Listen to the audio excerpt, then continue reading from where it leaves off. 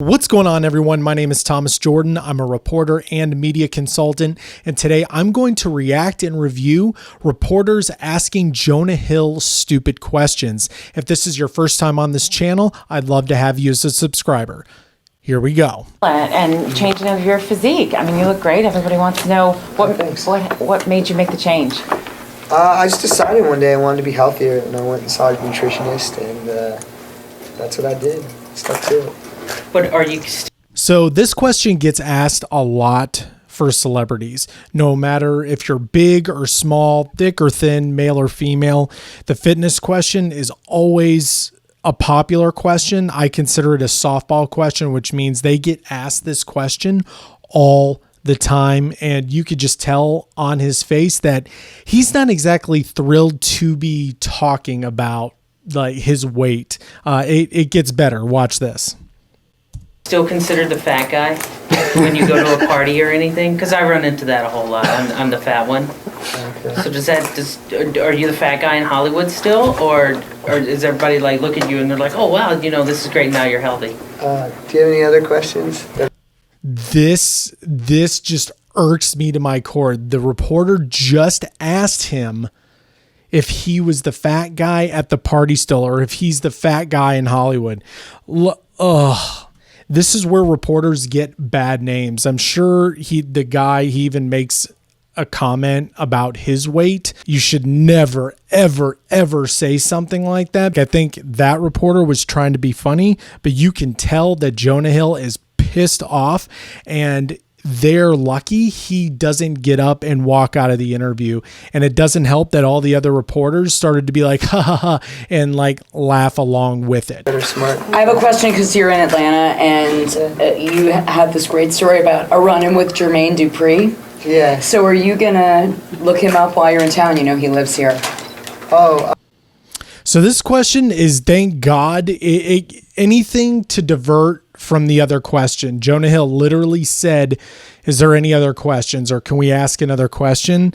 That question, thank God it was something other than fitness related. It's we'll roll with it. I don't know. If I see him, I'll see him. He's great. He's hilarious. Do you think he'll remember you? I don't know. You'd have to ask him. Okay. And I knew you're a Real Housewives of Atlanta fan. Yeah, for sure. So tell us... Where do they all live at? Okay, they live right around... Who's your favorite housewife? Tardy for the party. Kim Zolciak! And you know, Kim... See, this is good that they're like having fun with him, but as a reporter, we're looking for a story of some sort, and he's not, and we're looking for a specific soundbite. He's giving like really like unusable sound bites. So like if she's going to ask about Jermaine Dupri and if they know each other, oh, you still, you guys know each other and you guys are going to, are you guys going to link up when you're here? What did you guys do last time? What did you guys talk about? And then they start talking about the Real Housewives of Atlanta. I mean, they could ask, do you know the whole song? I mean, he even just quoted it. That could have been a good follow-up question as well. But what's happening here is they're looking for sound bites. And if you'll notice, his answers are a little too short to really even be used. Kim just got engaged. Do you have any words for Kim? To Big Daddy? Or no, to Croy, the football player. Oh, really? Okay, I've got to admit,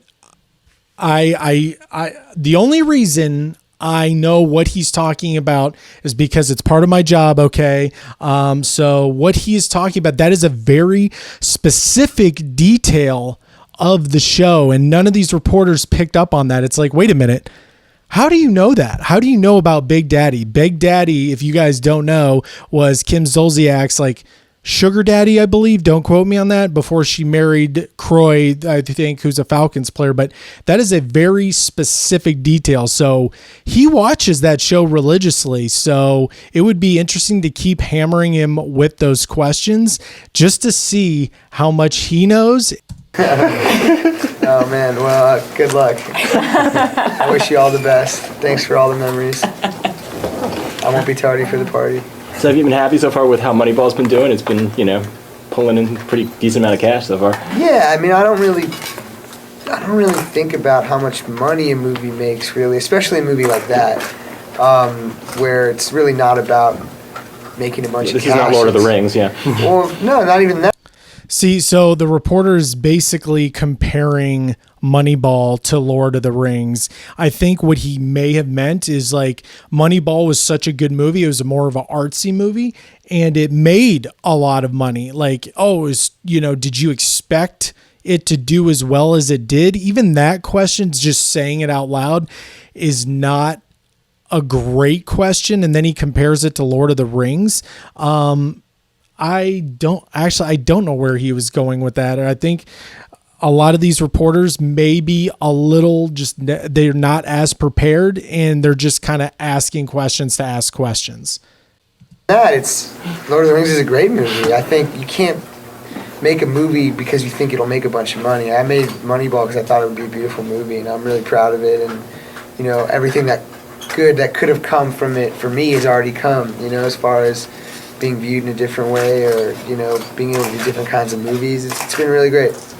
I would have asked him why he's so proud. Like, you can tell that was a huge passion project of his. I would have asked him, why is Moneyball, or why are you so proud of Moneyball?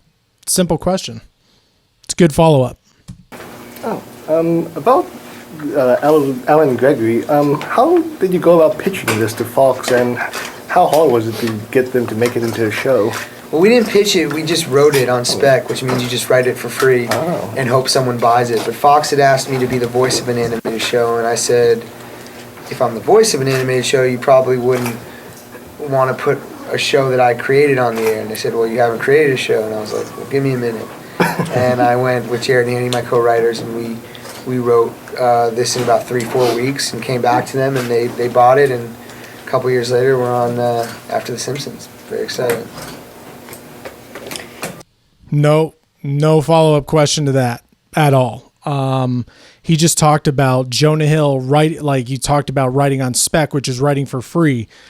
I didn't know that. I didn't know celebrities wrote their stuff for free. That would have been a good follow-up question. It's like, did you have to really convince them? It's like, were you nervous at all? Like, I know you've been doing this a long time, but the fact that you don't have one of these on record, or you don't have any experience in their eyes, were you a little nervous? What was your process? I'm always super curious about the process, whether you're a reporter watching this or not. Always ask about the process, because that just sound bites just start raining out of them. I would have went a little harder on that question. So you're working with Ben Stiller. Yeah. Did you guys talk about that Saturday Night Live sketch about tiny balls? Yeah, we did. He told me he was going to do it beforehand, and I said, that's hilarious. You should go for it. You thought it was funny? I thought it was very funny. It was funny. Ben's a hilarious guy. I was with him all day today, him and Vince, and it's great. It's really fun. So he just got done talking about how awesome it was to hang out with Ben Stiller.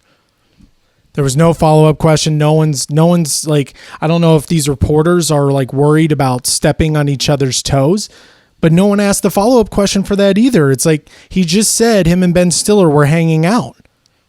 What does that look like? What are Jonah Hill and Ben Stiller doing? Like, are you guys talking shop? Are you guys just doing coffee? Like, what does a conversation, like, tell us civilians what that looks like? It may be normal to you, but it's not normal to us. Like, what are you guys talking about? I don't know. What do you make of the Atlanta suburbs? And then she goes from Ben Stiller's, like what him and Ben Stiller did, to asking Jonah Hill about the suburbs of Atlanta.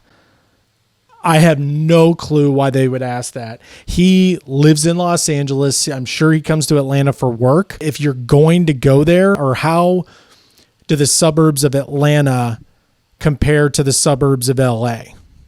If you're going to go that route. What do I make of them? Yeah, is it different? They're very pretty. They're very pretty. And what's he going to say? They look like crap? I mean, everything here is really pretty, like, aesthetically, I'm kind of not getting a feel for the neighborhoods quite yet of, like, where I'm supposed to hang out as a 27-year-old dude, so I don't really know. Midtown. Midtown.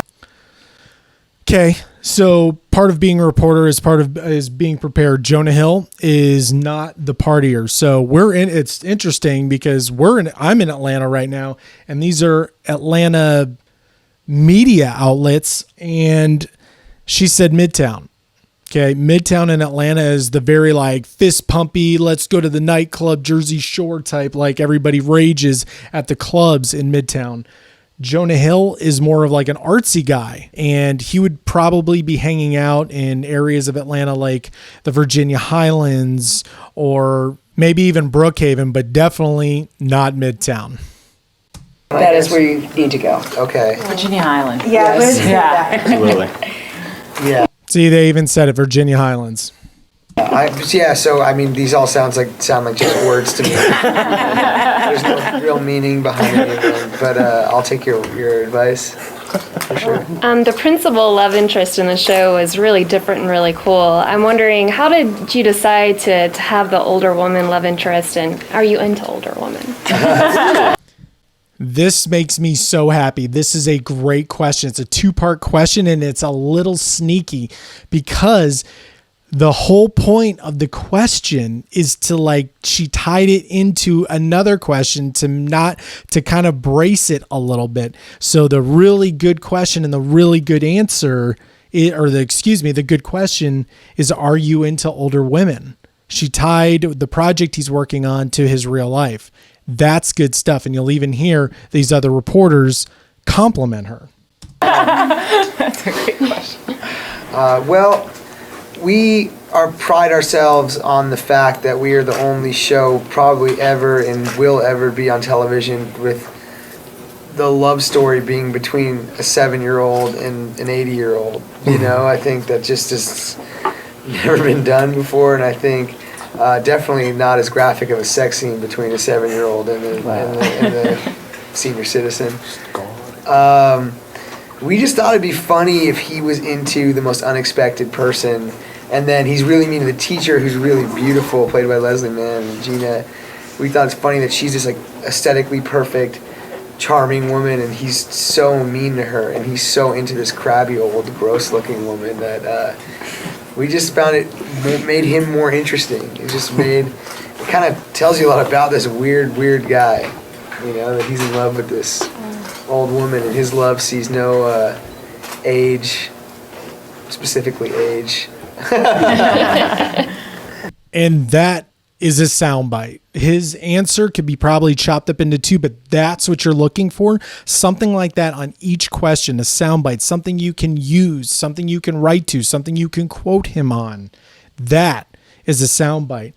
However, it was a great question, but she didn't follow up. The follow-up question was, are you into older women? So there was that pause there.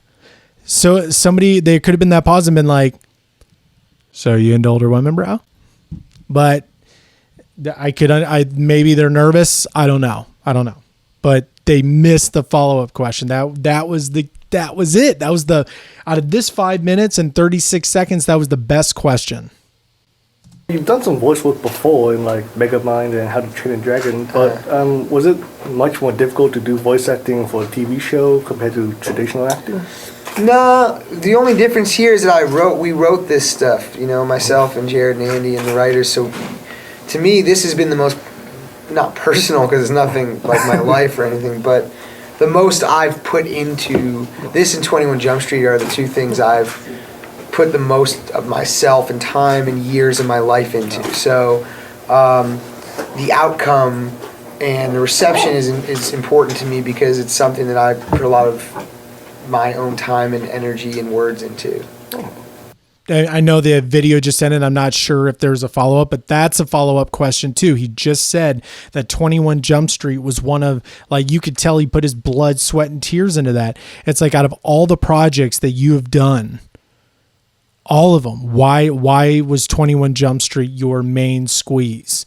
Like, what about 21 Jump Street was it? And then you could go off. I mean, there's a million questions out of that just by judging that round of interviews. I don't think that there was a lot of good follow-up. And this is where somebody like myself in media is trying to bridge the gap a little bit, because I don't want reporters to get bad names. I'm not trying to down all these reporters. The only outlet, especially in the Atlanta outlet, okay, I saw the little mic flag. There's a station called The Burt Show, which is like a top 40 radio station here in Atlanta. Shout out to them. I also interned them for them like about 10 years ago. And that is their demographic. That is their demographic. Whoever watches Jonah Hill movies, that's their demographic. This was shot at Georgia Tech, maybe one of the colleges. That would be the key demographic, but he just wasn't prepared. I think he may have been a little nervous. If this is like his first thing, like that's cool, but like it's a fine line because I know everyone has to cut their teeth somewhere. But when you ask a question, and this is all on speculation that he asked the fat question. When you ask that type of question to celebrities, they remember that. And that's why a lot of them don't like talking to reporters, because we say stuff like that or ask really personal questions. I mean, if you're going to ask the fitness, like you even heard it in the beginning, the fitness girl asked a really good question, like, why did you change your health up? I mean, if you're going to go there to ask it like that, that's fine. And then there was outlets there. There was probably some of the local news stations here, even though we're in a top 10 market. There may have been the AJC, which is the newspaper. I'll still never understand, and I could be wrong, but this is just my opinion.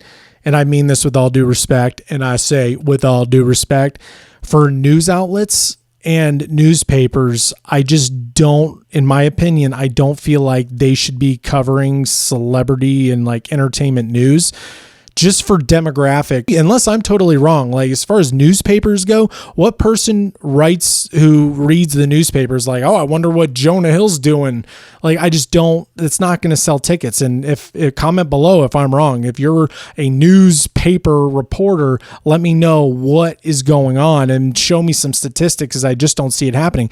Same with local news. Even though Atlanta is a top 10 market, it almost just doesn't make sense to have news outlets there. That's not their demographic. The people who watch local news are concerned about Wheel of Fortune and Jeopardy. And I say that with all due respect because I've been in the news game, and those are the people who watch. And plus it's also going to air once and be on the website for maybe a week. They're not promoting anything. I mean, from what I saw, there's no way. They maybe got one soundbite out of that, and it was going to be a short little clip. That's not going to do any favors. But you got to think his PR person wants to make it look like there's a lot of press, and they'll just jam everybody in there. So it looks official, like, oh, we've got this big radio station here. We've got these TV stations here. It looks like a big thing. The Burt Show, they should definitely be there, but they should also be looking at local entertainment like outlets here in the Atlanta area or in LA or in New York. You see all these big like stations, these big networks. I get it, but if you really think about it and look at the numbers, there's just it's airing one time. That interview will air one time and sit on the website and die. So that's why I like to ask evergreen interview questions and follow-up questions, because these will live on the internet forever, and you can just keep promoting them, and you build a good relationship with that person so they don't have a bad taste in their mouth. So just remember that. All right, guys, that does it for today's video. Thank you so much for watching. Comment below and let me know your thoughts. This is kind of a new series I want to start because there's so many of these videos of reporters asking terrible questions and giving like my profession a bad name. So I kind of want to, once again, bridge the gap and explain everything that I possibly can. So if you have any questions, make sure you comment below, like, and subscribe. We'll see you next time.